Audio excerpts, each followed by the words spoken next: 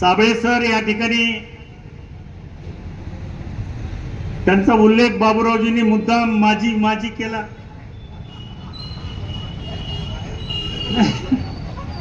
नाही पण एवढा भर माझीवर द्यायचं कारण नव्हतं. दोनदा म्हणलं. आता काय राजकारणामध्ये आम्हालाही माझी करण्याचा प्रयत्न अनेकांनी केला व्यासपीठावर, पण काय जमलं नाही.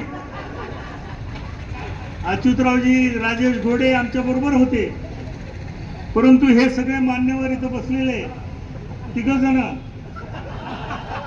त्यांनी आम्हाला माझी करण्याचा प्रयत्न केला. परंतु शेवटी काय म्हणजे ज्याला म्हणतात ना, ईश्वराच्या मनात जे असतं तेच होतं. शेवटी कुणी काही प्रयत्न करू त्याला जाणीव असते. काय थोडक्यात काय, 1 मताने झालं तरी आमदारच आणि 1 लाखाने झालं तरी आमदारच.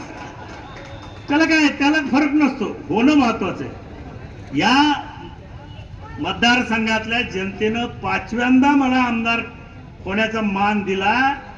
हे बाबूरावजी सहजासहजी घडत नाही, हे तर मान्यच करायला पाहिजे. नाहीतर ह्या माजलगावची परंपरा आहे, एकदा आमदार झालं की घरी परत त्याचं नावही निघत नाही कुठं.